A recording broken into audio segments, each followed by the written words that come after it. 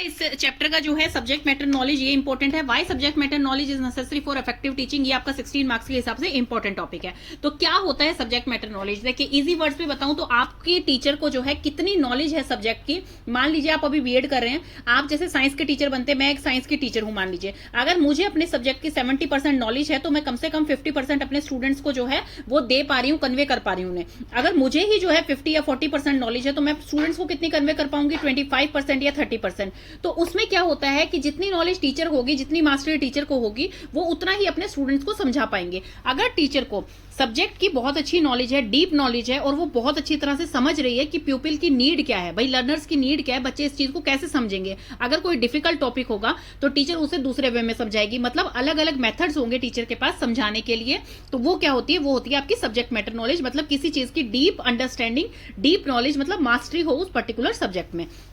जैसे आपके अलग अलग सब्जेक्ट्स की टीचर होती हैं, उनकी क्या स्किल्स है, कितनी अंडरस्टैंडिंग है, किस मेथड से वो आपको समझाती हैं, ये होती है आपकी सब्जेक्ट मैटर नॉलेज।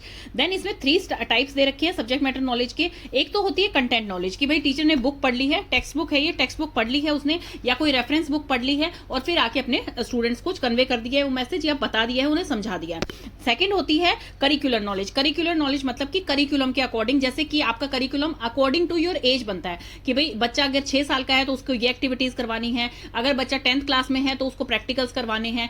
अलग अलग वे जो होती है आपकी एज के अकॉर्डिंग आपका करिकुलम सेट होता है। तो इसमें तो है जो आपकी सब्जेक्ट मैटर नॉलेज में, इसमें तो है टीचर आपको बुक से पढ़ा रही है, बुक की नॉलेज है उन्हें, मतलब पर्टिकुलरली। इसमें क्या है, उन्हें पूरी नॉलेज है कि भाई करिकुलम में जो जो चीज फिक्स की गई है उसके अकॉर्डिंग वो आपको समझा रही है। मान लीजिए अभी आपको जो है टेक्स्ट बुक से अकेले नहीं समझ आ रहा है तो वो आपको प्रैक्टिकल करके दिखा रही है। तो ये होता है कि भाई वो आपको करिकुलम के अकॉर्डिंग, मतलब आपकी एज के अकॉर्डिंग पढ़ा रही है। थर्ड स्टेप इसमें आ जाता है पेडागोजी सब्जेक्ट नॉलेज, मतलब कि अपनी प्रॉपर प्रैक्टिस क्या है टीचर की, किस मेथड से आपको पढ़ाती हैं, वो किस तरह से आपको सपोर्ट कर सकती है, आपकी नीड क्या है। तो इसमें मतलब टीचर ओवरऑल समझ जाती है कि भाई स्टूडेंट को ये इस मेथड से नहीं समझ आ रहा, उन्हें बोरिंग लग रहा है या उन्हें डिफिकल्ट लग रहा है, मैं इन्हें किसी और मेथड से समझाती हूँ। तो उसे कहा जाता है पेडागोजी, आर्ट ऑफ साइंस, मतलब कि डीप नॉलेज, कि भाई आप किस तरह से अपने स्टूडेंट्स को जो है वो समझाती है। मतलब एक प्रैक्टिस ऑफ टीचिंग होती है। जब टीचर को एक्सपीरियंस हो जाता है, मान लीजिए 20 साल का एक्सपीरियंस हो गया, 30 साल का एक्सपीरियंस हो रहा है, तो वो अच्छी तरह से पेडागोजी समझ आती है कि भाई इस बच्चे को इस तरह से समझ आएगा, बच्चों को ये थ्योरी से नहीं समझ आएगा, प्रैक्टिकल से समझ आएगा, लाइव एग्जांपल से समझ आएगा, डे टू डे लाइफ के एग्जांपल से समझ आएगा। तो वो टीचर को पता होती है, मतलब कि उनमें वो चीज है कि डीप अंडरस्टैंडिंग हो गई है कि लर्नर्स की क्या नीड है, तो वो आ जाता है आपका पेडागोजी में। तो ये 3 मेन इसके पॉइंट थे। देन आ जाती है इंपॉर्टेंस क्या है सब्जेक्ट नॉलेज की। सब्जेक्ट नॉलेज की इंपॉर्टेंस है कि जब भी आप कुछ पढ़ाएंगे, अगर आपको सब्जेक्ट की नॉलेज है तो आपको ज्यादा उसके नोट्स प्रिपेयर नहीं करने पड़ेंगे, आप फटाफट से उसको प्रिपेयर करके अपने स्टूडेंट्स को जो है वो कन्वे करेंगे, और अलग अलग मेथड से करेंगे। ऐसा नहीं है आपको ज्यादा टाइम लग रहा है, टाइम आपको ज्यादा नहीं लगेगा अगर आपको नॉलेज अच्छी है तो। दूसरा है आप अपने लर्नर्स की नॉलेज चेक करिए। तीसरा है डायग्नोज। आप डायग्नोज का मतलब क्या होता है, जैसे कि कोई किसी को डिजीज हो जाती है तो सबसे पहले डॉक्टर डायग्नोज करता है, ब्लड टेस्ट बोलता है, कोई एक्सरे बोलता है, स्कैन बोलता है, तो वो क्या होती है डायग्नोज करना किसी बीमारी को। तो वही होता है आपके स्टूडेंट्स के साथ। आप क्या करते हैं, पहले देखते हैं कि बच्चों के मार्क्स अच्छे नहीं आ रहे हैं या बच्चे अच्छा परफॉर्म नहीं कर रहे हैं, क्वेश्चन आंसर राउंड हो रहे हैं क्लास में, वो अच्छे से इन्वॉल्व नहीं हो रहे हैं।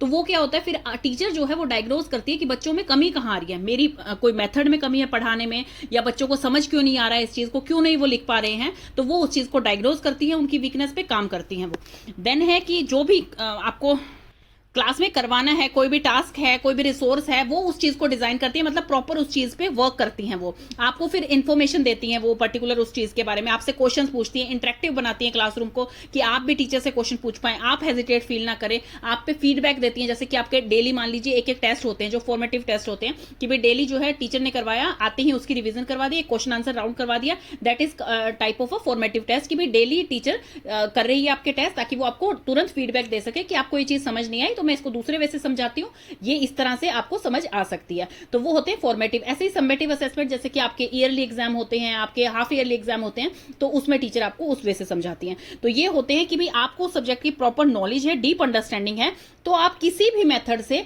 अपने लर्नर को वो चीज समझा देंगे, क्योंकि टीचर का मोटो ही ये होता है कि वो पर्टिकुलर सब्जेक्ट में जिसकी वो टीचर है वो उसके लर्नर को अच्छी तरह से समझ आना चाहिए, एक्सपर्टीज हो जानी चाहिए।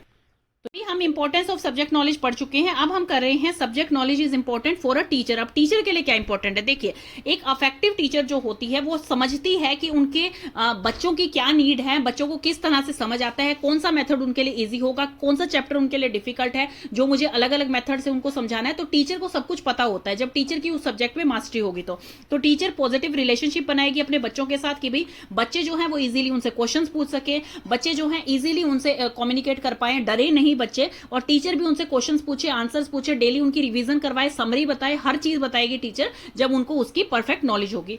तो इससे क्या होते हैं, बिहेवियर प्रॉब्लम्स कम हो जाते हैं ऐसी क्लासरूम में, इंटरेक्टिव क्लासरूम बनती है, लर्निंग अपॉर्चुनिटीज बच्चों को ज्यादा मिलती हैं, रिसोर्सेज टीचर ज्यादा देती है उसे कि आप यहां से नहीं समझ आए तो इस वे से समझिए, इस वे से, मतलब टीचर अलग अलग मेथड से उनको समझाने की कोशिश करती है। तो 3 मेन एरिया है इसमें। एक तो सब्जेक्ट नॉलेज हो गया आपका, तो इसमें क्या है, ability to relate to your young people कि भाई स्टूडेंट्स की क्या नीड है, उनको किस मेथड से समझ आता है, किस मेथड से उनको डिफिकल्ट लगता है, ये वे उनको समझ आ रहा है कि नहीं आ रहा है, ये चीज उन्हें नॉलेज होनी चाहिए। और अफेक्टिव यूज ऑफ मेथडोलॉजी, फिर उनके मेथड जो है उसी हिसाब से वो यूज करें कि भाई जैसे टीचर के पास अलग अलग मेथड होते हैं कि एक तो बुक रीडिंग से वो समझा सकती हैं, एक जो है प्रॉपर उसे ट्रांसलेट करके समझा सकती है, एक एग्जाम्पल्स के वे में समझा सकती है, एक प्रैक्टिकल्स करके दिखा सकती है, एक उसको लाइव एग्जाम्पल से, मतलब डेली आपके एग्जाम्पल से उसको समझा सकती हैं। तो टीचर के पास काफी सारे मेथड होते हैं किसी सब्जेक्ट को पढ़ाने के लिए।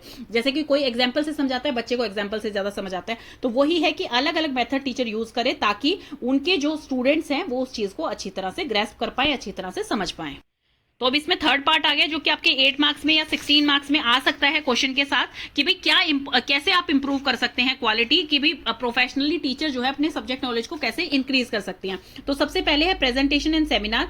टीचर जो है अलग अलग प्रेजेंटेशन दे कि भाई उस चीज पे किसी पर्टिकुलर एरिया में, जैसे कि उनका जो सब्जेक्ट है उस पर्टिकुलर एरिया पे जो है प्रेजेंटेशन सेमिनार्स ऑर्गेनाइज करवाए जाएं, जिससे कि उनकी नॉलेज जो है वो इंक्रीज हो, उस पर्टिकुलर सब्जेक्ट के बारे में वो और रिसर्च करें, तो उसमें क्या है उनकी एक्सपर्टीज होना बहुत ईजी हो जाता है। फिर सब्जेक्ट नॉलेज ऑडिट, जैसे कि अब मान लीजिए ऑडिट्स का मतलब क्या होता है कि चेकिंग करना कि भाई आपको कितना आता है कितना नहीं आता है उस चीज के बारे में। तो इसमें आप आइडेंटिफाई करें कि भाई इसमें जो है सब्जेक्ट ऑडिट का मतलब है कि ये बहुत ही अच्छा वे है कि भाई आपका एरिया ऑफ एक्सपर्टीज क्या है, आप किस तरह से अपने स्टूडेंट्स को समझा पाती हैं, किस तरह से उनकी नीड को आइडेंटिफाई कर पाती हैं, किस कौन कौन सा मेथड आप यूज करती हैं। तो ये होते हैं ऑडिट्स, मतलब चेक करना उसको कि आपको कितनी सब्जेक्ट नॉलेज है, तो उससे भी आपको इंप्रूवमेंट, फीडबैक से आपको इंप्रूवमेंट का मौका मिल सकता है। लेसन स्टडी में क्या है, लेसन स्टडी का मतलब कि भी आपकी सेम सब्जेक्ट की टीचर हैं, जैसे वो एक साथ बैठ गई हैं ग्रुप में और फिर वो डिस्कस करें कि भाई इस सब्जेक्ट में पर्टिकुलरली क्या प्रॉब्लम्स आ रही हैं, किस तरह से क्या मेथड्स आ रहे हैं, क्या नई रिसर्च हुई है, मतलब वो डिस्कशन करें पर्टिकुलर सब्जेक्ट पे। जैसे साइंस की 3 टीचर बैठ गई हैं,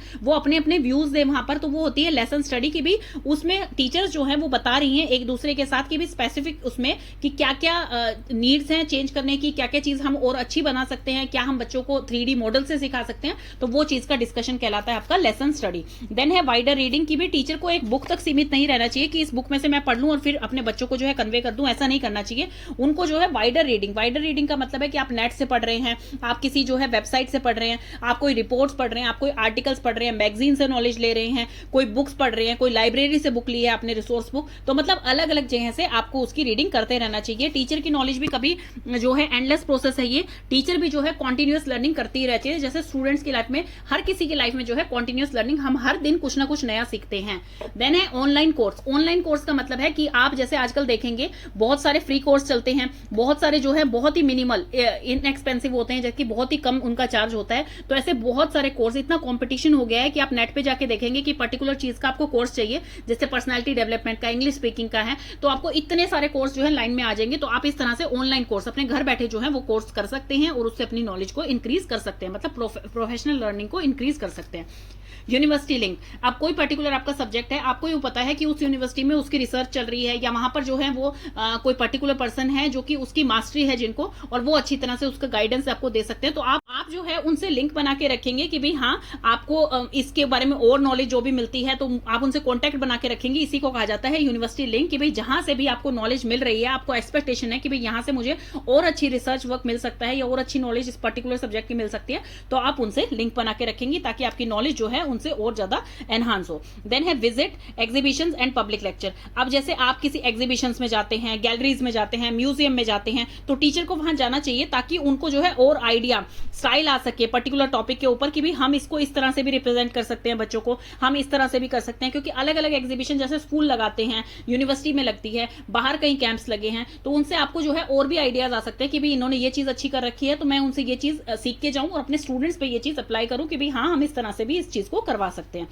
देन है स्कूल कोलैबोरेशन। स्कूल कोलैबोरेशन का मतलब है जैसे कि दो स्कूल मान लीजिए, वो आपस में देखेंगे कि भी उनके टीचर जो है वो किस तरह से एक्सपर्टीज है, क्या चीज उनकी अच्छी है, दूसरे टीचर उनसे सीखेगी, उनसे नॉलेज लेगी कि भी आप किस तरह से एग्जाम लेते हैं, किस तरह से क्वेश्चन आंसर राउंड होता है, किस तरह से आप समझाते हैं, क्या क्या आपके पास टूल्स हैं, क्या क्या आप मेथड्स यूज करते हैं, वो सब उनसे लेंगी। ऐसे ही वो टीचर आपसे कुछ जो आपके स्कूल में अच्छा होगा वो आपसे पूछेंगी और आप उनसे पूछ सकते हैं। तो इस तरह से एक दूसरे की कोलैबोरेशन में एक दूसरे की हेल्प भी हो सकती है और उससे आपकी ब्रॉड नॉलेज का जो है ज्यादा अच्छी हो जाएगी और आपकी डीप नॉलेज हो जाएगी उस पर्टिकुलर चीज के ऊपर। आगे है सब्जेक्ट स्पेसिफिक एक्सटर्नल प्रोवाइडर। जैसे कोई स्पेसिफिक कोर्स चलवा रखा है उस सब्जेक्ट के ऊपर, या कोई भी आपको रिसोर्स मिल जाता है जिससे कि आप उस चीज को और अच्छी तरह से सीख सकते हैं। बहुत सारे ऐसे प्रोवाइडर होते हैं इंटरनेट पे जो कि आपको उसके बारे में नॉलेज देते हैं। पर्टिकुलर वीडियोस आप देख सकते हैं, कोई मास्टरी वीडियोस देख सकते हैं, कोई क्लास अटेंड कर सकते हैं। तो वो होता है सब्जेक्ट स्पेसिफिक एक्सटर्नल प्रोवाइडर की भी कोई एक्सटर्नल पर्सन आपको वो सर्विस प्रोवाइड कर रहा है कि उस सब्जेक्ट की आपकी नॉलेज एनहांस होगी। तो ये आपका ओवरऑल था सब्जेक्ट मैटर के ऊपर। तो आप हमारा ये टॉपिक कंप्लीट हो गया है।